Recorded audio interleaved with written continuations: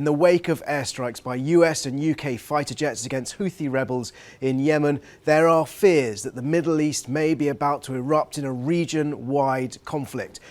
It is a tinderbox. Since October 7th, we've been reminded of how much is at stake and how much the conflicts across the Middle East are interrelated. On October the 7th, we saw Hamas militants launch a huge and horrific attack inside Israel, which has triggered in response an even bigger ground and air assault into the Gaza Strip, which has left some 22, possibly 23,000 people dead inside Gaza. On Israel's northern border, Hezbollah militants backed by Iran have been exchanging fire with Israeli tank and artillery positions.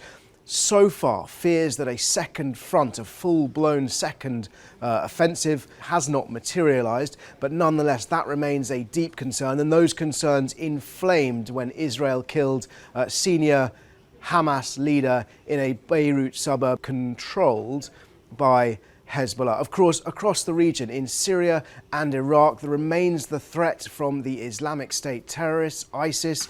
Militants continue to be battling away against the forces of Syrian leader Bashar al-Assad.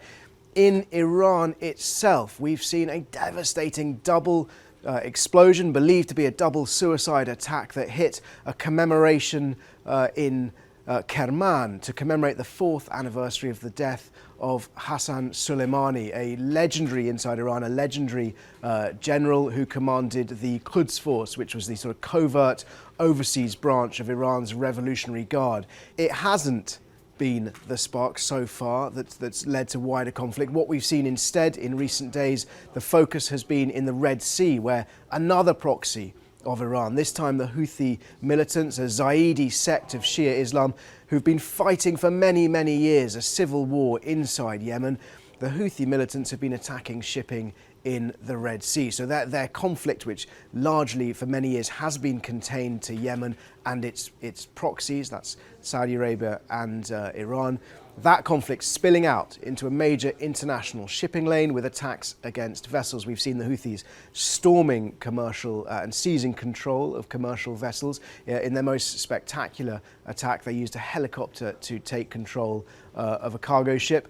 Most recently, on Tuesday night, the Houthi rebels launched their largest and most complex attack using 18 drones and 3 missiles, 3 anti-ship missiles against vessels in the Red Sea. Now those drones, those missiles were shot down both by a Royal Navy destroyer, HMS Diamond, using her Sea Viper missiles and an anti-aircraft cannon, and by US warships in the region, 3 Arleigh Burke-class missile destroyers and a nuclear-powered aircraft carrier.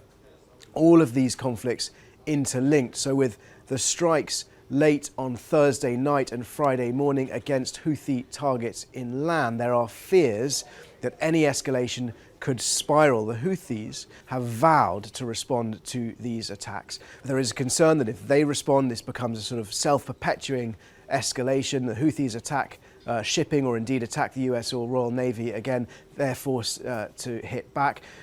It's these fears of escalation which have kept Saudi Arabia so far out of it. Saudi Arabia is Yemen's neighbour, and Saudi Arabia has been party to a very fragile peace in Yemen, brokered between the internationally recognised government and the Houthi rebels. That agreement, the most recent peace agreement, signed in December last year.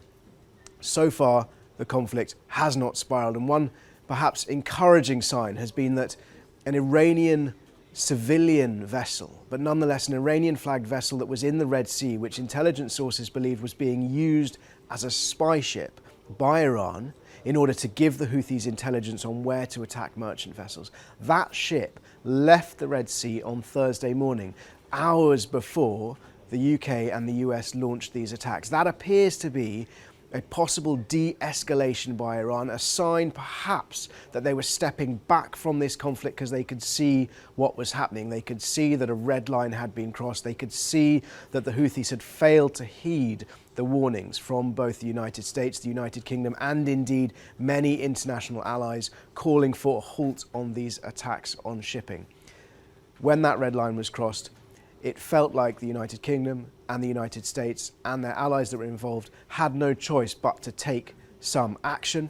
They've been very keen to try and stress today, in the wake of those attacks, that it was measured, proportionate and precise action. The United States said it hit 60 targets in 16 locations.